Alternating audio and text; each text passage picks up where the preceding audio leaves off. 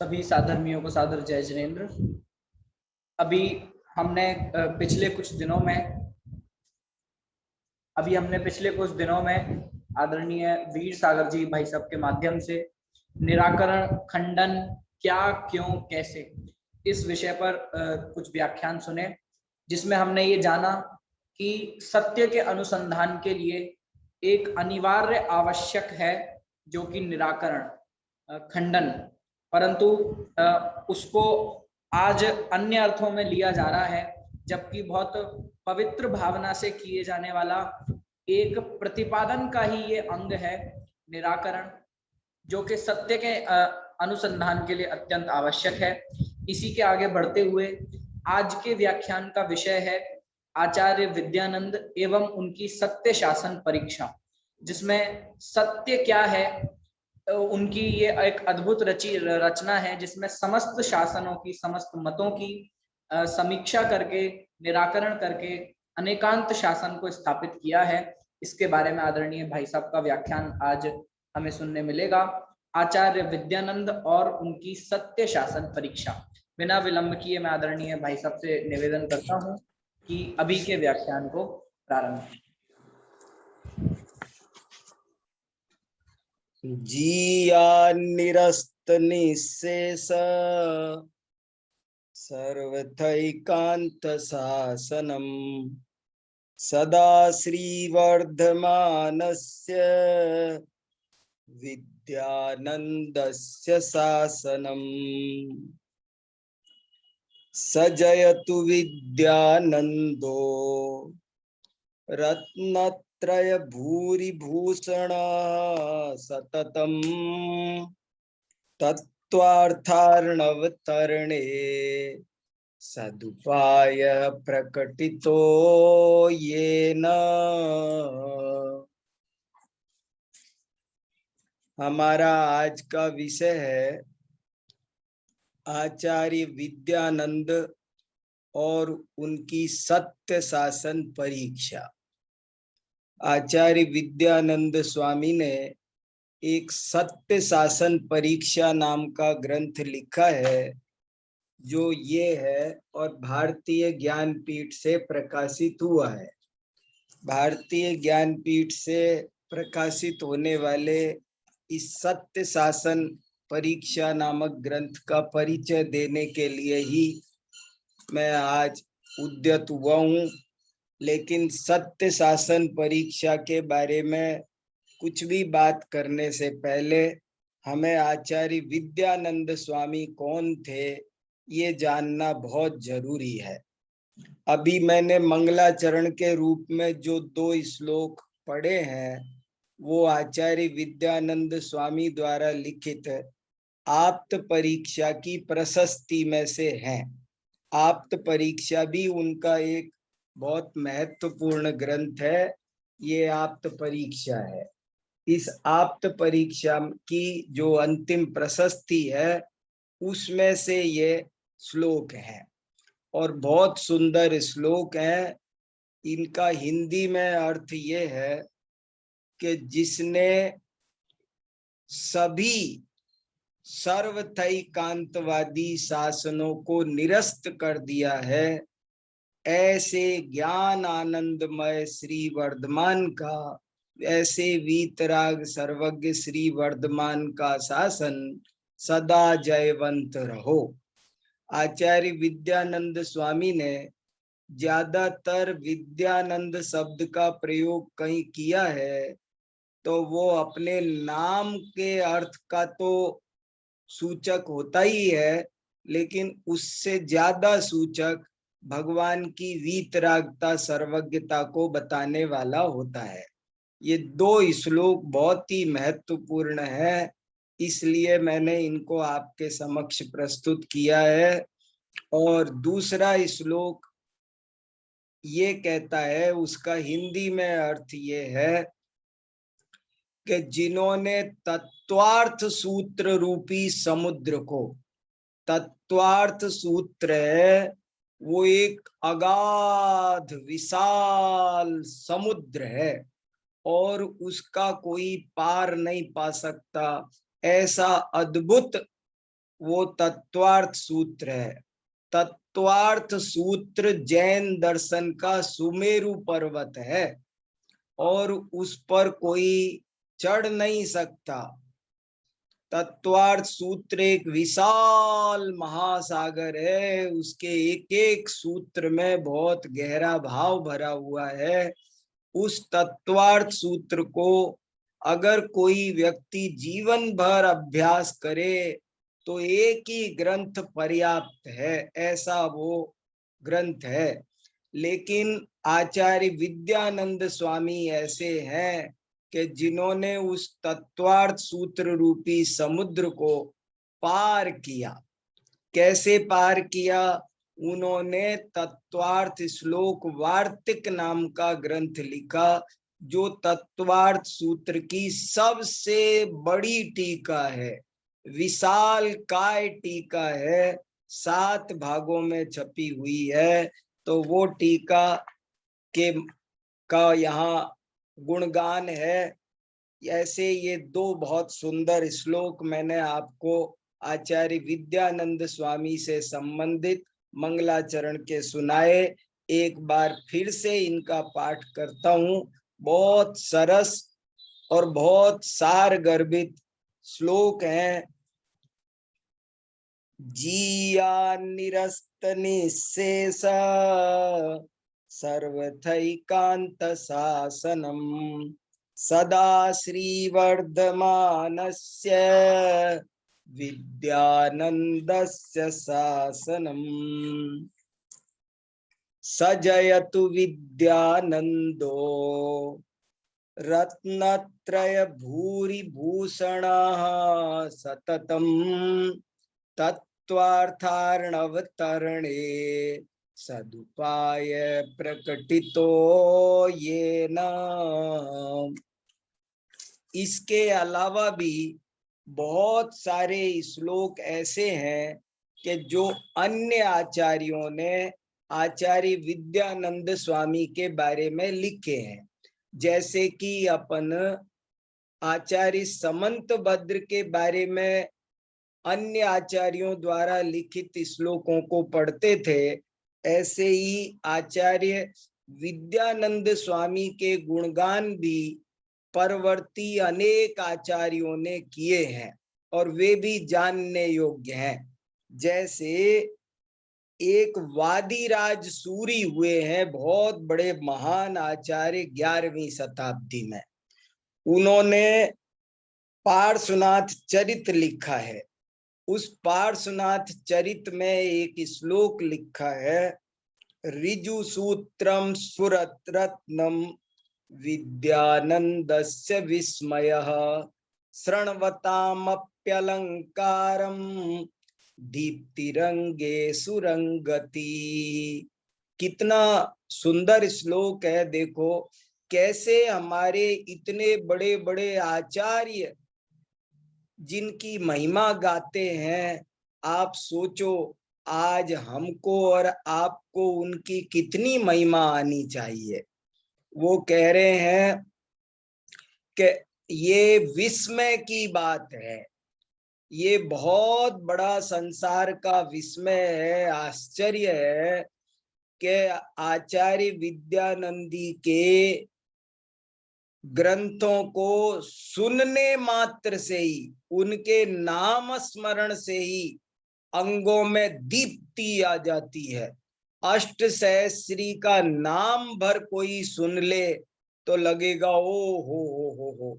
जिसका नाम सुनने मात्र से आनंद आ जाए, तत्वार्थ श्लोक वार्तिक ओ हो, जिसके नाम सुनने मात्र से अंगों में दीप्ति आ जाती है, ऐसे अद्भुत ग्रंथ हैं। तो फिर जो उनको धारण कर लेते हैं उनकी तो कहना ही क्या। तत्वार्थ श्लोक वार्तिक और अष्ट सहस्री, ये तो ऐसे ग्रंथ हैं कि जिन शासन के मानो 2 पिलर ही हैं बहुत बड़े। इनका योगदान और इनका मूल्यांकन कोई कर नहीं सकता। ऐसे विशाल काय एक एक पंक्ति में बहुत गंभीर भाव भरे हुए ऐसे ऐसे ये ग्रंथ हैं। क्या इनकी महिमा में कुछ भी कहें तो सूर्य को दीपक दिखाना है। अष्टसहस्री 3 भागों में प्रकाशित हुई है। हस्तिनापुर से हिंदी अनुवाद ज्ञानमती माता जी ने किया है। वो ग्रंथ बहुत महत्वपूर्ण ग्रंथ है। और तत्वार्थ श्लोक वार्तिक, इसके 7 भागों का अनुवाद पहले पंडित माणिक चंद जी ने किया था और सोलापुर से प्रकाशित हुआ था। और अभी इसका हिंदी अनुवाद आरिका सुपार्श्वमती माता जी ने किया। और ये ग्रंथ है, ये 7 भागों में छपा हुआ है और जोधपुर से छपा है। ऐसे बहुत सारे ये ग्रंथ देखने लायक हैं। इनके दर्शन मात्र से आनंद होता है। इनके नामोच्चारण, ये ग्रंथ ऐसे हैं जिनके बारे में ये कहा जा सकता है, पावन मेरे पान भये तुम परसते। माने जिनको छूने से हमारे हाथ पवित्र हो जाए, जिनको बोलने से हमारी रसना पवित्र हो जाए, जिनको देखने मात्र से हमारी आंखें पवित्र हो जाए, ऐसे सुंदर ग्रंथ रत्नों को वे लोग बहुत अभागे हैं जिन्होंने इन ग्रंथों के दर्शन नहीं किए। हमारी समाज में आज भी लाखों लोग ऐसे पाए जाते हैं। ये बहुत खेद का विषय है कि इन ग्रंथों के दर्शन भी नहीं करने वाले पाए जाते हैं। वे कैसे जैन हैं? ऐसे इन ग्रंथों को दर्शन करना चाहिए और इसीलिए मैं आपको इन सब के दर्शन करा रहा हूं। ये अष्टसहस्री है, प्रणाम करने लायक ग्रंथ हैं। ये तत्वार्थ श्लोक वार्तिक है और ये युक्त अनुशासनालंकार है। आचार्य विद्यानंद स्वामी ने 3 बड़ी बड़ी टीकाएं लिखी है। 3 बड़ी बड़ी टीकाएं। एक टीका का नाम है देवागमालंकार, माने अष्टसहस्री। अष्टसहस्री कहो चाहे देवागमालंकार कहो चाहे आप्त मीमांसा अलंकार कहो, तो एक तो ये ग्रंथ है, अद्भुत ग्रंथ है। मैं कितनी महिमा गाऊं, मेरा रोम रोम उछल रहा है।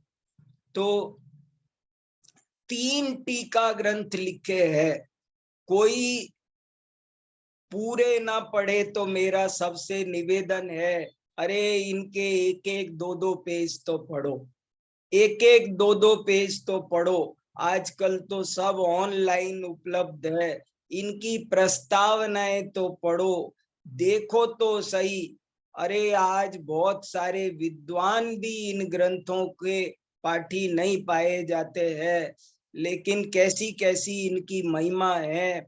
मैंने आपको बताया था कि एक बार गणेश प्रसाद वर्णी ने एक ब्राह्मण विद्वान अंबिका दास शास्त्री से अष्टसहस्री पढ़ी थी और अष्टसहस्री पढ़ने के बाद उन्होंने अपने पास में जो भी प्रॉपर्टी थी एक अंगूठी के रूप में वो उनके चरणों में रख दी और ये कहा कि आपने मुझे जो अष्टसहस्री का ज्ञान दिया है उसके बदले में मैं आपको क्या चढ़ाऊं। मेरे पास 3 लोक का राज्य होता तो मैं वो भी आपके चरणों में समर्पित कर देता। अभी हमने आप्त मीमांसा पढ़ी है 110 कक्षाओं में और आप सब इस बात के साक्षी हैं, इस बात का अनुभव कर सकते हैं कि आप्त मीमांसा में हमने कितना कुछ पाया है। वो नहीं पढ़ते तो हमारी जिंदगी में कितनी बड़ी कमी रह जाती। आप्त मीमांसा में ऐसा कोई विषय नहीं है, कोई उपाय तत्व, कोई उपेय तत्व, कोई कारक तत्व, कोई ज्ञापक तत्व छूटा नहीं। और कितनी सुंदर व्यवस्था उन्होंने बना के दी है, जैसी वास्तव में जैन शासन में बनी है, उस व्यवस्था को उन्होंने समझाकर जो हमारे ऊपर अनंत उपकार किया है, उसी आप्त मीमांसा ग्रंथ की ये अष्टसहस्री टीका है। और श्लोक वार्तिक का तो कहना ही क्या, इतना विशाल काय 5000 पृष्ठों का ये ग्रंथ, एक एक लाइन में ऐसे गहरे न्याय भरे हैं। ऐसा दरबारी लाल कोठिया ने लिखा है कि मुझे तो पूरे भारतीय दार्शनिक साहित्य में, सुनना जरा, दरबारी लाल कोठिया जो न्याय शास्त्र के धुरंधर विद्वान थे, उन्होंने लिखा है कि मुझे तो पूरे ही भारतीय दार्शनिक साहित्य में तत्वार्थ श्लोक वार्तिक की बराबरी का कोई ग्रंथ नहीं दिखाई देता। ऐसे इसकी विशालता ही नहीं, तत्वार्थ श्लोक वार्तिक और अष्टसहस्री में ऐसे ऐसे प्रमेय हैं, कदाचित आज आप अष्टसहस्री और श्लोक वार्तिक को जैन साहित्य से निकाल दो तो आपको बहुत बड़ा नुकसान भोगना पड़ेगा। हजारों प्रश्नों के उत्तर गायब हो जाएंगे। हजारों प्रश्नों के उत्तर यदि कहीं पाए जाते हैं तो वो इन ग्रंथों में पाए जाते हैं। तो आचार्य विद्यानंद स्वामी का एक तो ये बहुत बड़ा योगदान है कि उन्होंने 3 ग्रंथों की टीका लिखी। एक आप्त मीमांसा जिसका नाम अष्टसहस्री है, दूसरी तत्वार्थ सूत्र टीका जिसका नाम तत्वार्थ श्लोक वार्तिक है, और तीसरी टीका युक्त अनुशासनालंकार जो कि आचार्य समंत भद्र का एक ग्रंथ है, युक्त अनुशासन। उस युक्त अनुशासन की भी उन्होंने टीका लिखी। तीनों का नाम अलंकार है। ये 3 तो उनके टीका ग्रंथ हैं। इन 3 टीका ग्रंथों के अलावा उन्होंने 6 ग्रंथ मौलिक लिखे हैं। मौलिक ग्रंथों, देखो हमको हमारे पूर्वजों क्या क्या हमारे लिए प्रॉपर्टी छोड़ के गए, हम कितनी पढ़ पाए, पर उनका नॉलेज तो हो थोड़ी। हमको दुनिया घूमने की, दुनिया देखने की, जाने क्या क्या इच्छा होती है। हमारे पूर्वजों के इन खजाने का हमको कहीं होश नहीं है। तो आचार्य विद्यानंद स्वामी ने 6 ग्रंथ स्वतंत्र लिखे हैं, मौलिक ग्रंथ हैं 6। वो 6 ग्रंथों में से एक ग्रंथ का नाम है आप्त परीक्षा। ये आप्त परीक्षा ग्रंथ है। इसका बहुत सुंदर संपादन डॉक्टर दरबारी लाल जी कोठिया ने किया है, वीर सेवा मंदिर से छपी है। बहुत बढ़िया आप इसकी प्रस्तावना पढ़ लोगे तो दंग रह जाओगे। आचार्य विद्यानंद स्वामी ने कैसे एक एक बात को समझाया है, क्या उनकी तर्क क्षमता है इसको, और क्या उनका आचार्य विद्यानंद स्वामी का अन्य दर्शनों के लेखकों पर क्या प्रभाव पड़ा है, बाद के जैन लेखकों पर क्या प्रभाव पड़ा है। ये सब पढ़ना हो, समझना हो तो ये ग्रंथ की प्रस्तावना भरी आप पढ़ लो तो आपको बहुत आश्चर्य होगा। उन्होंने इसमें बताया है कि जैसे माणिक्य नंदी आचार्य ने परीक्षा मुख में लिखा कि प्रमाणादर्थ संसिद्धि तदा भाषाद विपर्यय, ये बात सबसे पहले आचार्य विद्यानंदी ने प्रमाण परीक्षा में लिखी है। प्रमाणादिष्ट संसिद्धि, अन्यथाति प्रसंगतः। ये इसी पंक्ति को लेकर माणिक नंदी महाराज ने परीक्षा मुख प्रारंभ किया। तो इन लोगों के, इन महान आचार्यों के, नैयायिकों के, आचार्य विद्यानंद, अकलंक, ये नहीं होते तो जैन दर्शन पर बहुत आक्रमण होते। आज उसको सुरक्षित रख पाना बहुत कठिन होता, लेकिन इन दिग्गज नैयायिकों ने बहुत अच्छे से कुवादियों के तर्कों का खंडन किया। ये उनका बहुत बड़ा योगदान है।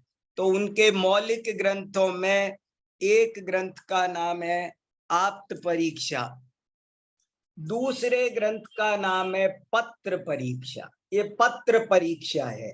पत्र परीक्षा क्या है? पत्र माने क्या? पहले शास्त्रार्थ लिख कर करते थे। पहले शास्त्रार्थ होता था। देखो, अपन निराकरण की चर्चा कर रहे थे। बहुत पवित्र मन के होते हैं दार्शनिक। दार्शनिकों को कभी ये परवाह नहीं होती कि मेरी बात कट जाएगी। बस इतनी परवाह होती है कि जो भी कहा जाए ईमानदारी से कहा जाए। एक ही चिंता है, ईमानदारी, ईमानदारी, ईमानदारी। तो उस ईमानदारी को बरकरार रखने के लिए ये पत्र लिखने का विधान था। आपने कुछ कहा, हम जो मौखिक चर्चा करते हैं ना, उसमें बहुत बातें स्लिप हो जाती है। आपने क्या कहा, मैंने क्या कहा, क्या वाक्य, मेरा मतलब यही था, वो था, ऐसे हम करते रहते हैं तो सही निर्णय नहीं हो पाता है। इसलिए पहले लिख करके तत्व चर्चा की जाती थी, ताकि वो तत्व चर्चा प्रामाणिक हो, अच्छी हो। तो वो ग्रंथ का नाम है पत्र परीक्षा, जिसमें पत्र कैसे लिखा जाता है इसकी भी कला है। कैसे, क्या प्रतिज्ञा है, क्या हेतु है, ये सब बहुत सुंदर। वादी का क्या कथन है, प्रतिवादी का क्या कथन है, सब बहुत व्यवस्थित ढंग से बताया जाता था। ये अमूल्य धरोहर हैं जैन साहित्य की, इसलिए मैं आपको इनका परिचय करा रहा हूं। इसके अलावा एक ग्रंथ है, तीसरा ग्रंथ है सत्य शासन परीक्षा।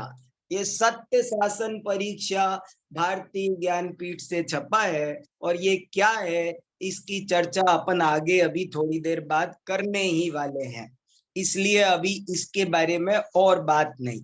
इसके अलावा एक ग्रंथ उन्होंने लिखा है प्रमाण परीक्षा। देखो, परीक्षा परीक्षा परीक्षा नाम के ग्रंथ हैं ये बहुत सारे। कितने परीक्षा प्रदानी आचार्य थे और जैन जनता को उन्होंने परीक्षा प्रदानी बनाने में कितना बड़ा योगदान दिया होगा, ये इन ग्रंथों के नाम से हम अंदाजा लगा सकते हैं। प्रमाण परीक्षा, प्रमाण परीक्षा को देखकर ही परीक्षा मुख बनाया गया है ऐसा लगता है। जब दोनों ग्रंथों को तुलनात्मक ढंग से पढ़ेंगे तो आपको बहुत आनंद आएगा। तो उस प्रमाण परीक्षा में प्रमाण का लक्षण क्या है, प्रमाण के भेद कितने होते हैं, प्रत्यक्ष प्रमाण किसे कहते हैं, उसके भेद कितने हैं, परोक्ष प्रमाण किसे कहते हैं, उसके भेद कितने हैं, प्रमाण का विषय क्या है, फल क्या है, ये सारी चर्चा इस प्रमाण परीक्षा में पाई जाती है। इसके अलावा उनका एक ग्रंथ है, उसका नाम है श्रीपुर पार्श्वनाथ स्तोत्र, श्रीपुर पार्श्वनाथ स्तोत्र। उस ग्रंथ में 30 कारिकाएं हैं, 30 कारिकाएं हैं पार्श्वनाथ स्तोत्र।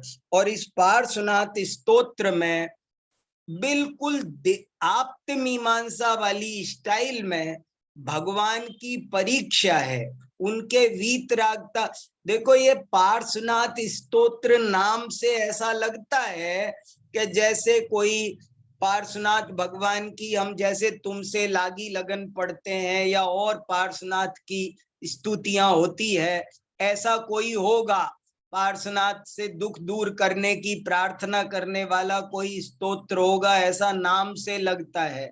लेकिन ये ग्रंथ ऐसा नहीं है, बल्कि आप्तमीमांसा जैसी प्रकृति का है। और इसमें वो भगवान का क्या सच्चा स्वरूप है रजनी जी सही कहा, हमें लगता है जैसे वो कोई नरेंद्रम फणेंद्रम जैसा होगा, लेकिन ये वैसा नहीं है। इसमें आप्त मीमांसा जैसी 30 कारिकाएं हैं। अब आप सोचो, हमको आपको कितना स्वाध्याय करना है। अगर हम रोज बैठे तो भी ये ग्रंथ पढ़ पाएंगे हम? अब मन, आपका मन भी कर रहा होगा ना कि अपन श्रीपुर पार्श्वनाथ स्तोत्र भी पढ़ लें। आपका मन कर रहा होगा ना, जरा 2-4 दिन ही सही पत्र परीक्षा भी पढ़ा दो ना, प्रमाण परीक्षा क्या है थोड़ा सा बता दो ना। मैं अभी 5-5 मिनट बता रहा हूं, आपको चखा रहा हूं, लेकिन आपका मन तो भर नहीं रहा होगा। मैं आपको सबको जानता हूं। आपका मन कर रहा होगा, अरे सुनाओ ना, इसे खोल के सुनाओ, ऐसे नहीं, पूरा सुनाओ, अर्थ सहित सुनाओ, उसका खुलासा करो, वैसे ही जैसे आप मीमांसा का किया, ऐसे आपका मन करता होगा, मुझे पता है। अपन रोज बैठे तो भी कम है, ऐसी ऐसी हमारी अपार संपदा है, और इनको पढ़ने पढ़ाने समझने समझाने वाले लोग कम हो गए। और इसके अलावा एक बहुत महान ग्रंथ है छठा। मैंने 3 ग्रंथ तो देखो नाम याद हो गए होंगे, 3 ग्रंथ तो टीका है, एक आप्तमीमांसा की, एक तत्वार्थ सूत्र की, एक युक्त अनुशासन की, और 6 ग्रंथ उनके मौलिक है। आप्त परीक्षा, पत्र परीक्षा, प्रमाण परीक्षा, सत्य शासन परीक्षा, 4 परीक्षाएं हैं। 4 ग्रंथ परीक्षा परक है। प्रमाण परीक्षा, पत्र परीक्षा, सत्य शासन परीक्षा और आप्त परीक्षा, 4 परीक्षा है। एक स्तोत्र है पार्श्वनाथ स्तोत्र, और एक ग्रंथ है विद्यानंद महोदय। मैंने आपको कहा था कि विद्यानंद का मतलब उनका अपना नाम नहीं है। विद्यानंद का मतलब है वीतराग सर्वज्ञ देव, और ये बहुत बड़ा ग्रंथ था, लेकिन हमारे आपके दुर्भाग्य से ये ग्रंथ आज मिलता नहीं है। जैसे गंधहस्ती महाभाष्य खो गया, ऐसे ही विद्यानंद महोदय के उल्लेख मिलते हैं बहुत, ये मौजूद रहा है काफी दिन तक, लेकिन अब आज की तारीख में ये ग्रंथ नहीं मिलता। आप लोगों को कभी कहीं मिले तो ध्यान रखना, खोजो, एक नजर में रखो कि हमारे जैसे अपने घर का कोई सदस्य खो जाए, चीज खो जाए, तो अपन ध्यान रखते हैं, जगह जगह पोस्टर चिपकवाते हैं। ऐसे ही ये समझ लो गुमशुदा की तलाश है ये, कि आप चारों ओर सूचना दो हमारा विद्यानंद महोदय है क्या, पूछो, जर्मनी की लाइब्रेरी में पूछो, सब जगह पूछो, क्या पता कहाँ मिल जाए। ये बहुत बड़ा रत्न है, हीरा है। तो ये विद्यानंद महोदय भी बहुत सुंदर सुंदर विषयों का ये ग्रंथ था। तो वो ग्रंथ इस तरह से 6 ग्रंथ इनके मौलिक हैं और 3 ग्रंथ इनके टीका परक है। ये इनकी रचनाएं हैं, ये हमारी रचना संपत्ति है इनकी, जो इनसे हमको प्राप्त हुई है। आचार्य विद्यानंद कौन थे? एक बात और बता दूं, इनका सही नाम आचार्य विद्यानंद है। कभी कभी हम लोग विद्यानंदी कह देते हैं, लिख देते हैं। आचार्य विद्यानंदी नाम नहीं है, याद रखना, आचार्य विद्यानंद नाम है, विद्या प्लस आनंद। ये मुझे तो नाम भी बहुत सारगर्भित लग। विद्यानंद, विद्या माने ज्ञान, आनंद माने सुख। जहां ज्ञान है वहीं सुख है, जहां सुख है वहीं ज्ञान है। ज्ञान और आनंद का अविनाभाव है। ज्ञान और आनंद में कारण कार्य संबंध है। ऐसा नहीं हो सकता कि ज्ञान हो और आनंद न हो। ऐसा नहीं हो सकता कि आनंद हो और ज्ञान न हो। ज्ञान और आनंद का पेयर है, जोड़ी है। तो ये इनका नाम विद्यानंदी नहीं है, इनका ओरिजिनल नाम विद्यानंद है।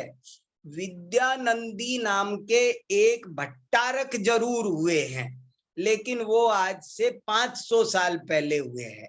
विद्यानंद नाम के दो विद्वान हैं, दो आचार्य हैं। एक तो ये आचार्य जिनके बारे में हम पढ़ रहे हैं, और एक और भी विद्यानंद हुए हैं 15वीं शताब्दी में, वे भट्टारक थे। ऐसे कई भट्टारक हुए हैं जो 14वीं 15वीं शताब्दी में भट्टारक हुए हैं। उनमें आपको कई भट्टारक ऐसे मिलेंगे जिनके नाम पूर्वजों के थे। जैसे किसी का नाम समंत भद्र ही था, किसी का नाम अकलंक ही था। ऐसे उन्हीं पुराने आचार्यों के नामों को ले ले करके उनके नाम रख दिए गए। तो विद्यानंद नाम के भट्टारक भी थे, लेकिन ये विद्यानंद आचार्य बिल्कुल अलग है। आकाश में चमकता हुआ सूर्य है ये। और ये इनका जन्म, इनके बारे में ज्यादा जानकारी नहीं मिलती, लेकिन रिसर्च करने वालों ने जो खोजा है उस आधार से पता चलता है कि आचार्य विद्यानंद का जन्म कर्नाटक के मैसूर राज्य में हुआ था। कर्नाटक में मैसूर स्टेट होती थी, और अभी भी मैसूर तो है ही, पर वो स्टेट नहीं है, अब कर्नाटक पूरा स्टेट है। उस समय मैसूर पूरी स्टेट थी, राज्य था मैसूर। तो उस मैसूर राज्य में, स्टेट में गंगवंशी राजाओं का शासन चलता था। गंगवंशी राजा खासकर एक शिवमार राजा थे। मैंने जब जैन राजाओं का इतिहास बोला था तब इनके बारे में थोड़ा बहुत बताया था। गंगवंश का जैन धर्म के उत्थान में बहुत बड़ा योगदान है। राजाओं का एक बहुत अच्छा वंश हुआ है गंगवंश। उस गंगवंश में मैसूर में उस समय राजा शिवमार थे, और राजा शिवमार के बाद में राजा राचमल्ल थे। और जो ये विद्यानंद स्वामी का टाइम है वो इन दोनों राजाओं के बीच का है, दोनों राजाओं के समकालीन है। विद्यानंद के समय में ये दोनों राजा राज्य करते थे, उस समय का ये काम है। और वो समय कौन सा है तो वो भी रिसर्च करके विद्वानों ने जो निकाला है वो ये है। बिल्कुल कोशिश की है, 5, 7, 10 वर्ष का ज्यादा से ज्यादा फर्क हो सकता है। इस पर सबसे ज्यादा रिसर्च दरबारी लाल जी कोठिया ने की है, और उन्होंने करके ये सिद्ध किया है कि आचार्य विद्यानंद का जन्म सन 770 में हुआ था। अब 70 का 75 हो सकता है, 72 हो सकता है, इतना ही फर्क है। सन 770 में इनका जन्म होना चाहिए, और सन 850 में इनका समाधि मरण होना चाहिए, ऐसा उनका अनुमान है। यानी कि आज से लगभग 1250 वर्ष पहले, आज से लगभग 1250 वर्ष पहले आचार्य विद्यानंद, इनके नाम के साथ देखो, इनका नाम विद्यानंदी नहीं है, विद्यानंद है, लेकिन विद्यानंद स्वामी जरूर जगह जगह मिलता है। कई शिलालेखों में आपको विद्यानंद की जगह स्वामी, स्वामी बहुत बड़े आचार्यों के लगता था, बहुत आदर, जैसे समंत भद्र स्वामी थे, पूज्यपाद स्वामी थे, ऐसे ही इन बड़े बहुत महान आचार्य को स्वामी कहते थे। तो विद्यानंद को भी स्वामी कहते थे, आचार्य विद्यानंद स्वामी। और कहीं पर इनके नाम के आगे महोदय लिखा मिलता है शिलालेखों में, आचार्य विद्यानंद महोदय या आचार्य विद्यानंद स्वामी। तो ऐसे करके ये इनका परिचय है और ये इनके अद्भुत अद्भुत ग्रंथ हैं। और इनका बहुत परवर्ती पूर्ववर्ती के साथ में तुलनात्मक अध्ययन करके भी मैं बहुत सारी बातें आपको सुना सकता हूँ।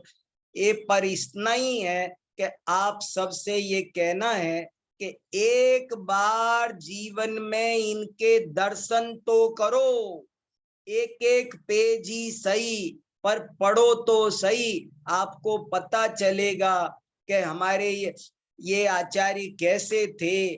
ज्ञानावरण कर्म का क्षयोपशम होगा, बहुत लाभ होगा। आज नहीं भी समझ में आएगा तो कल समझ में आएगा। हमारे आचार्यों ने गारंटी दी है कि अगर आप विनय से जिनवाणी पढ़ेंगे तो आज नहीं तो कल श्रुत केवली बनेंगे, ऐसा लिखा है। इसलिए इस काम में लगना है हमको और विनय पूर्वक लगना है और लगे रहना है। श्लोक वार्तिक तो पढ़ पढ़ कर मैं इतना गदगद होता हूँ, मैं बता नहीं सकता आपको। श्लोक वार्तिक में भाष्य भी है। एक और बात सुनो, इन्होंने आप्त परीक्षा लिखी और आप्त परीक्षा की खुद ही टीका लिखी, स्वपज्ञ टीका है। ये आप्त परीक्षा मैं पूरी की पूरी पढ़ा चुका हूं, उस पर 20 कक्षाएं मेरी मौजूद है। आपको सुनना हो तो सुन सकते हैं, बहुत बढ़िया ग्रंथ है। तो उस आप्त परीक्षा का भी आप रसास्वादन करें तो आपको लगेगा कैसे आप्त का निर्णय कर हस्तामलकवत हथेली पे रखी हुई स्फटिक मणि की तरह उन्होंने आप्त के हमको दर्शन करा दिए। ये उनका बहुत बड़ा योगदान है। कैसे अन्य आप्त नहीं है, सुगत कपिल आदि अरिहंत ही क्यों आप्त है, इस बात को उन्होंने बहुत अच्छे से कहा। और श्लोक वार्तिक में उन्होंने श्लोक वार्तिक लिखे। देखो श्लोक वार्तिक का मतलब क्या आप समझे, जरा समझो एक मिनट। श्लोक वार्तिक माने श्लोक रूप में वार्तिक। श्लोक वार्तिक नाम क्यों है, इस ग्रंथ का के 2-3 नाम प्रसिद्ध है। तत्वार्थ श्लोक वार्तिक एक, दूसरा नाम है तत्वार्थ श्लोक वार्तिकालंकार। सबके अलंकार अलंकार होता है तो इसमें भी अलंकार। और एक नाम इसका और है तत्वार्थ श्लोक वार्तिक भाष्य। भाष्य भी नाम है इसका। क्यों नाम है भाष्य, क्योंकि इसमें जितने भी वार्तिक दे रखे हैं वे तो श्लोक परक है, लेकिन उनके नीचे जो टीका दे रखी है वो भाष्य है। जैसे मान लो कोई भी, जैसे मान लो ये पन्ना है तो ये एक श्लोक दे रखा है, एक श्लोक है, वो तो श्लोक है, श्लोक वार्तिक है। और इसकी ये देखो, ये ऊपर पता नहीं दिखा पा रहा हूं कि नहीं, ये जो ऊपर ही ऊपर लिखे दो ये तो श्लोक है, इनका नाम है श्लोक वार्तिक। और नीचे जो गद्य में उसकी व्याख्या लिखी है उसका नाम है श्लोक वार्तिक भाष्य। भाष्य माने उसकी खुलासा, उसकी व्याख्या। तो इस तरह से ये कैसी हमारी कैसी संपदा है, अद्भुत संपदा है। इस संपदा को हमें देखना चाहिए, दिखाना चाहिए, अपनी समाज को परिचित कराना चाहिए। ऐसे मेरे बहुत भाव आए। आचार्य विद्यानंद स्वामी अकलंक आचार्य को घोट कर पी गए, समंत भद्राचार्य को घोट कर पी गए, और उन्हीं से जो कुछ माल मिला उसके आधार पर उन्होंने बहुत सुंदर दर्शन का, अध्यात्म का बड़ा सुंदर प्रासाद खड़ा किया है। उनके उपकारों से कभी हम ऋण नहीं हो सकते हैं। कहाँ तक उनके बारे में कहा जाए, देखो उन्होंने एक जगह महेंद्र कुमार जी न्यायाचार्य ने एक बहुत अच्छी बात लिखी है, वो और आपको सुनाता हूं, फिर आपसे सुनेंगे थोड़ा सा। महेंद्र कुमार न्यायाचार्य ने एक बात लिखी है, वो आपको सुनाता हूं। तर्क ग्रंथों के अभ्यासी विद्यानंद के अतुल पांडित्य, तलस्पर्शी विवेचन, संदेश भैया लगा सकते हो वो फोटो ही बहुत अच्छी है, सबको देखने लायक है वो। तर्क ग्रंथों के अभ्यासी विद्यानंद के अतुल पांडित्य, तलस्पर्शी विवेचन, ये देखो आप इस पर ध्यान दो। हम सत्य शासन परीक्षा की ज्यादा बात आज नहीं कर सकते, कल करेंगे, लेकिन आप ये पढ़ो जरा, तर्क ग्रंथों के अभ्यासी विद्यानंद के अतुल पांडित्य, तलस्पर्शी विवेचन, सूक्ष्मता तथा गहराई के साथ किए जाने वाले पदार्थों के स्पष्टीकरण एवं प्रसन्न भाषा में गूंथे गए युक्ति जाल से परिचित होंगे।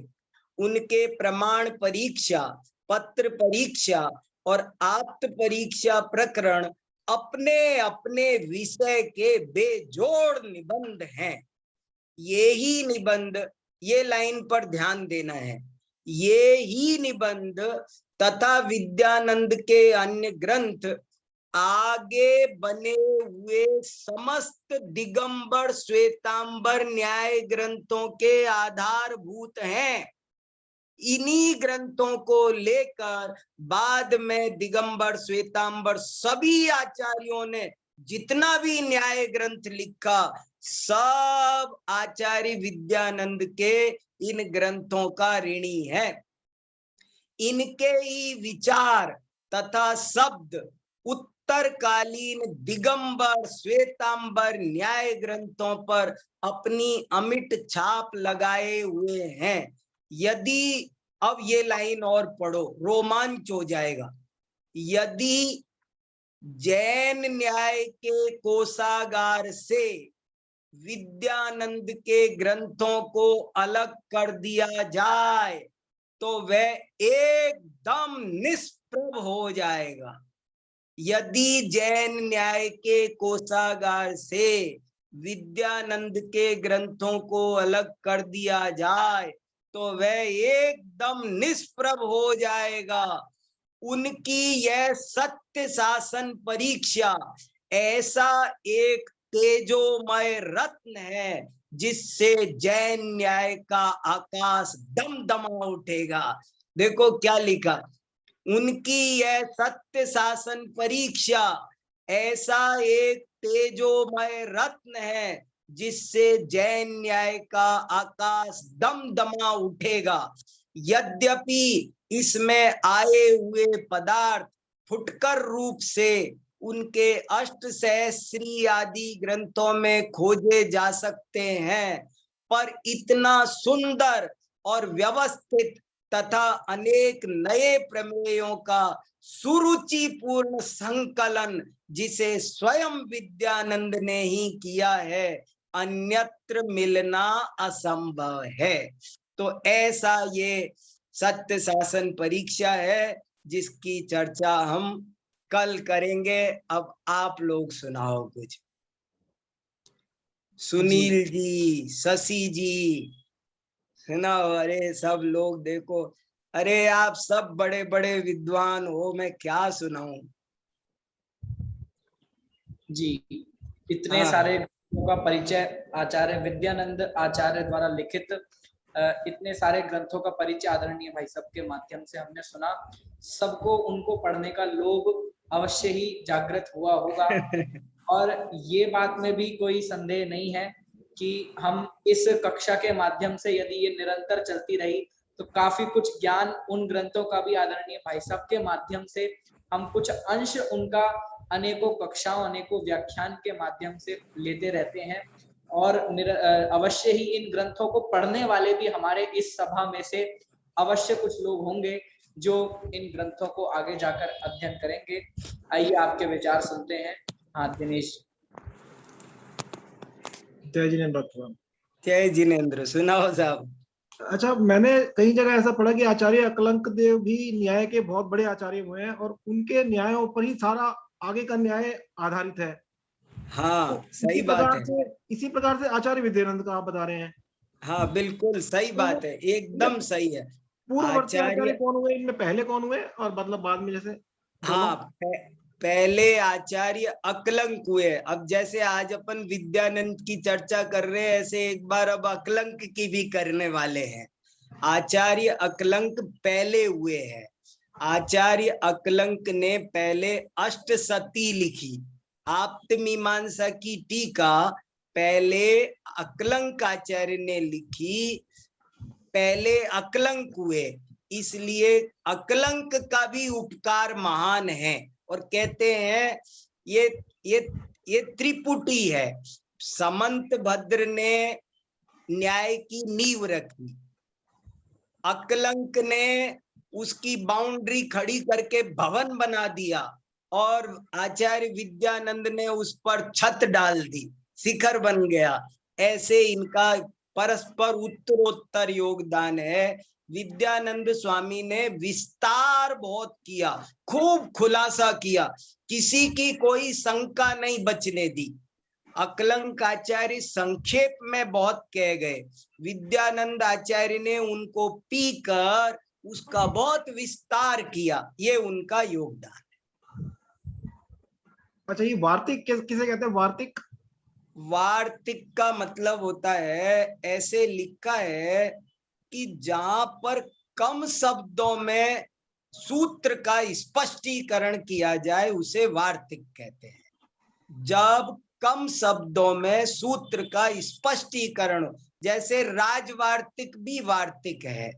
राजवार्तिक में गद्यात्मक वार्तिक है और श्लोक वार्तिक में श्लोकात्मक वार्तिक है। सूत्रों का स्पष्टीकरण, वृत्ति का विस्तार वार्तिक है। ठीक है डॉक्टर, धन्यवाद।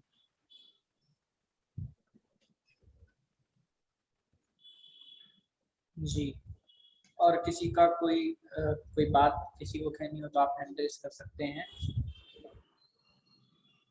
सुनील जी से भी सुनो ना कुछ।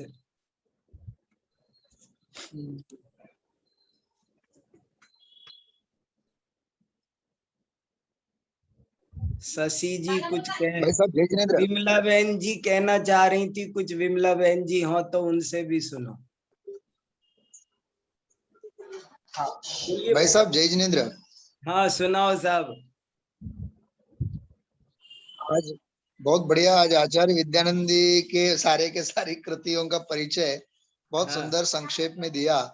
और विद्यानंद महोदय वाला ग्रंथ गायब हो गया, वो सच में ऐसा लगा कि ढूंढना चाहिए, कहीं ना कहीं मिल जाए। बहुत अच्छा लगा। और दूसरी बात भाई साहब, ये जो महोदय के संदर्भ में आप्त मीमांसा की कक्षाओं में आपने जो आप्त परीक्षा की कारिकाएं लेते थे ना, पहले के अंत के पुष्पक जो श्लोक, उनमें एक कक्षा में विद्यानंद महोदय की बहुत सुंदर चर्चा आई थी।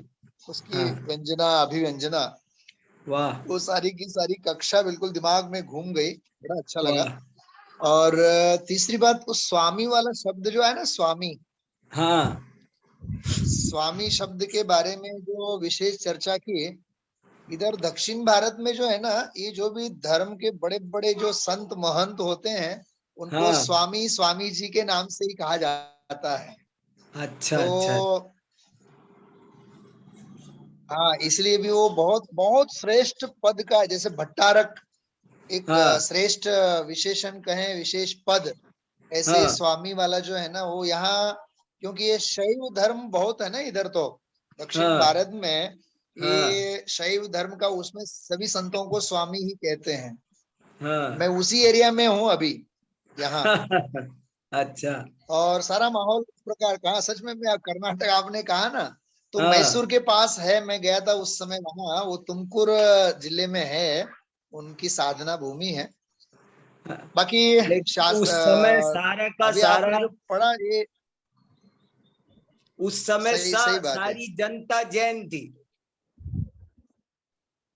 उस समय जैन थी, वहां सही बात सारी है। जनता जैन थी। ये राजा लोग भी जो गंगवंशी राजा थे, ये जैन धर्म का पालन करते थे, बहुत जी जी, राज्याश्रय मिला हुआ था। कम, आज भी कर्नाटक में कई बराबर, नगर ऐसे हैं जो पूरे के पूरे जैन हैं। कई नगर ऐसे हैं पूरे के पूरे।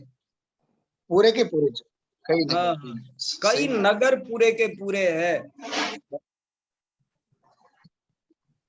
ये जो बेलगांव डिस्ट्रिक्ट है ना, वैसा बेलगांव डिस्ट्रिक्ट, हाँ हाँ ये प्रॉपर बेलगांव में ही 108 मंदिर थे। 108 हाँ मंदिर थे किले में अंदर। हाँ। मैं अभी बेलगांव में ही हूँ अभी। अच्छा तो अच्छा, ठीक। वहां अभी केवल 2 ही मंदिर हैं। हाँ, अभी मैं इस समय हाँ ग्रीष्म अवकाश है ना, इसलिए मैं आया हूँ इधर। हाँ तो केवल अभी 2 ही मंदिर है, और किसी मंदिर को कोई दरवाजा नहीं, कोई हाँ दरवाजा नहीं, खुला, सारे के सारे खुले मंदिर। तो हाँ जैनों का पूरा इधर साम्राज्य है, मूल दिगंबर काफी रहे हैं। हाँ। बहुत बढ़िया, बहुत अच्छा। चलिए, सत्य शासन परीक्षा का आनंद लेंगे अब कल से, हाँ कल से हाँ लाभ हाँ, लेंगे, बढ़िया। सही है। हाँ शशि जी। बस खूब आनंद आ रहा है। मैं यही कहना चाह रही थी कि इतने दिनों से जो है बहुत इंतजार हो रहा था कि कब से क्लासेस जो है वापस चालू हो, तो बस अपनी ये ज्ञान की गंगा वापस चलती रहे, और ऐसे नए नए ग्रंथों का स्वाध्याय चाहिए। और जो आपने बताया पार्श्वनाथ स्तोत्र का, तो वो हाँ सबसे पहले पढ़ने की इच्छा जागृत हो गई कि छोटा सा है, 30 तारीख का है, तो हाँ 8-10 हाँ, लेक्चर में छोटा सा हो ही है, जाएगी। 30 का ही। हाँ हाँ जी जी, तो उसे आप जरूर से जो है पूरा करें, यही छोटा सा हाँ है। हाँ। जी जय ये जी। दो तीन ग्रंथ मुझे मिले नहीं अभी। एक प्रमाण परीक्षा भी खोज रहा हूँ, मुझे मिला नहीं। होगा जरूर, अभी खोजूंगा कहीं न कहीं नेट जी पर। तो जी ऐसे ही पार्श्वनाथ स्तोत्र भी होगा। ये 2 ग्रंथ मिले नहीं अभी मुझे, हाँ हाँ, ये ना।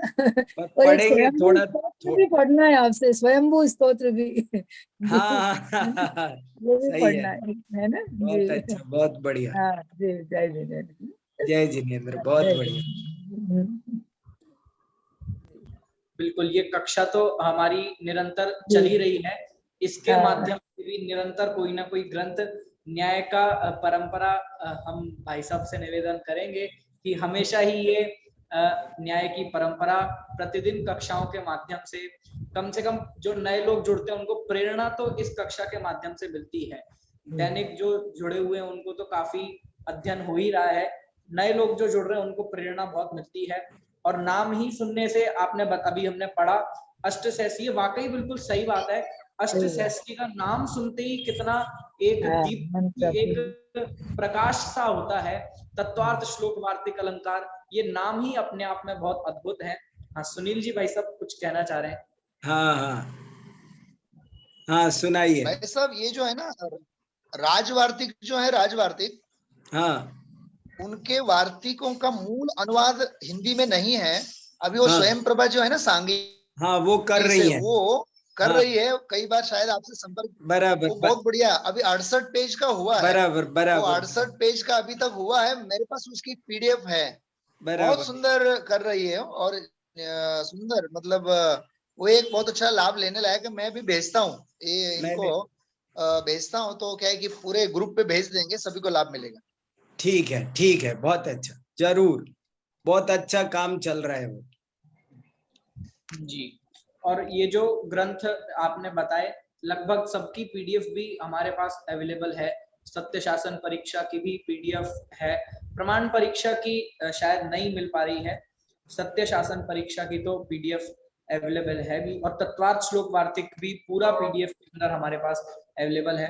तो हम कम से कम 1-2 पेज जो आदरणीय भाई साहब ने कहा कि हमें खोलकर तो देखना चाहिए, 1 पेज 2 पेज कम से कम प्रस्तावना तो पढ़नी चाहिए, तो उन माध्यम से हम पढ़ भी सकते हैं, जिससे थोड़ा अंश तो हमें रसास्वादन इसका हो।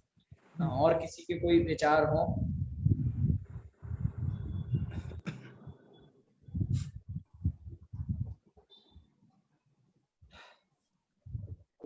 जी, अभी मेरे ख्याल से किसी और के कोई विचार नहीं है। कक्षा का समय भी हमारा हो गया है। सत्य शासन परीक्षा की जो पीडीएफ है वो मैं आज ग्रुप पर भेज दूंगा, उसको आप थोड़ा देख भी सकते हैं। कल आदरणीय भाई साहब से उसके बारे में विशेष हम उसका परिचय लेंगे। और ये जो 1-2 कृति हैं ये छोटी भी हैं, सत्य शासन परीक्षा भी बहुत ज्यादा बड़ी नहीं है। तो हम जो स्वयं स्वाध्याय के रसिया हैं, न्याय को पढ़ना चाहते हैं, वे स्वयं से भी इनका अध्ययन कर सकते हैं। अभी जिनवाणी स्तुति के माध्यम से हम यहीं पर विराम लेंगे। निज निधि निज में बताई यह अनंत उपकार है, उसके लिए जिन वाणी माँ को वंदना शत बार है। सभी को सादर जय जय।